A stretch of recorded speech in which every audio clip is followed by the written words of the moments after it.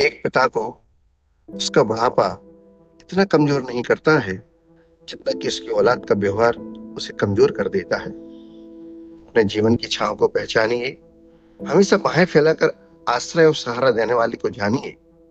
पेड़ जितना पुराना हो उसकी उतनी अधिक कद्र कीजिए, क्योंकि जीवन में घनी छाव की तरह है जो वो कौन है, एक दृष्टांत के माध्यम से समझने का प्रयास कीजिए।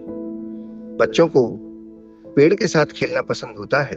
जब हम बचपन में पेड़ के पास जाते हैं, पेड़ के चक्कर मारते हैं, गोल गोल घूमते हैं, पेड़ को पकड़ते हैं, वह बच्चा भी पेड़ पर चढ़ जाता, उसकी डालियों को पकड़कर झूलने लगता।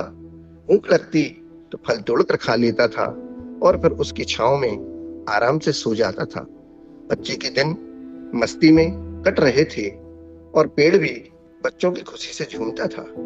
दिन गुजर रहे थे और बच्चा थोड़ा थोड़ा बड़ा हो रहा था। एक दिन जब बच्चा बड़ा हो गया, उसकी व्यस्तताएं बढ़ गईं। अब वह पेड़ के पास कम आ पाता था। एक दिन आया तो खेलना छोड़कर पेड़ से कहने लगा कि अब मुझे उछल कूद पसंद नहीं है, मुझे अपने दोस्तों के जैसे खिलौने चाहिए। पेड़ मुस्कुराया, अरे इतनी सी छोटी सी बात पर उदास नहीं होते, तो मेरे फल तोड़ लो और उन्हें बेचकर खिलौने खरीद लो। बच्चा खुश हो गया, उसने वैसा ही किया। पेड़ को भी अच्छा लगा, बच्चे की उदासी समाप्त हो गई, वह खुश हो गया। पेड़ को बहुत अच्छा लगा। समय निकलता रहा, बच्चा और बड़ा हो गया, उसकी दाढ़ी मूछें भी आ गईं। एक दिन वह आया तो चिंतित था। पेड़ को उसे करीब पाकर खुशी हुई। युवक ने उसकी खुशी पर ध्यान नहीं दिया, ध्यान दिए बगैर ही कहा, मुझे अपने बेबी बच्चों के लिए घर बनाना है। पेड़ बोला, बस इतनी सी बात, तुम मेरी टहनियां ले जाओ। युवक ने पेड़ की टहनियां ली, डालियां काटी और चला गया। पेड़ के मन में संतुष्टि थी कि लड़का बरसों बाद आया है। इस बीच पेड़ अकेला ही था। उसके मन में लड़के के आने की कोई आस नहीं रह गई थी। लड़का अब अधेड़ बन चुका था। उसने कहा, मैं काम करते करते ऊब गया हूँ, मैं सैर सपाटे पर जाना चाहता हूँ, दुनिया को देखना चाहता हूँ, लेकिन मेरे पास साधन नहीं है। पेड़ ने कहा, तुम मेरे तने से नाव बनाकर अपना यह शौक पूरा कर लो। उसने वैसा ही किया। अब पेड़ के नाम पर केवल ठूंठ बचा था, पर उससे भी उसमें प्राण शेष थे। कि बाद लड़का बरसों बाद आया।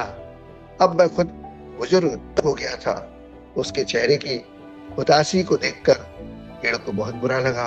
उसने अफसोस जताया, अफसोस भरे शब्दों में कहा कि मैं तो अब ठूंठ हूं, मेरे पास तुम्हें देने के लिए कोई चीज नहीं है। अब मेरी केवल सिर्फ जड़ ही शेष है। वह वृद्ध भर्राए गले से बोला कि मैंने जिम्मेवारियों का बोझ उठाते उठाते थक चुका हूँ, मुझे कुछ और नहीं चाहिए, अब केवल मुझे आसरा चाहिए। पेड़ ने कहा, आओ मेरी जड़ों के पास बैठकर आराम कर लो, जैसा तुम बचपन में करते थे। यह सुनकर वृद्ध की आंखों में आंसू आ गए। वह उस ठूंठ बन चुके पेड़ से लिपट गया। इस प्रतीकात्मक कहानी से ऐसा महसूस हो रहा होगा कि वह लड़का बड़ा स्वार्थी था, लेकिन वास्तव में यह हमारे परिवार की कहानी है। वह पेड़ हमारे पिता हैं। बचपन में हम उनकी पीठ पर चढ़कर खेलते थे, फिर उनके संसाधनों और सहारे के बल पर अपने जीवन में आगे बढ़ते जाते थे। लेकिन बड़े होने पर कई बार हम उन्हें छोड़कर चले जाते हैं या अपने जीवन में इस कदर व्यस्त हो जाते हैं कि साथ रहकर भी या अपने जीवन के बीच रहकर भी हम उनकी उपस्थिति का एहसास नहीं कर पाते हैं। बीच बीच में जब हमें जरूरत होती है या हम परेशान होते हैं, तब हमें पिता की याद आती है। ऐसे हर मौके पर उनकी स्नेह भरी बाहें हमेशा हमारे लिए खुली होती हैं।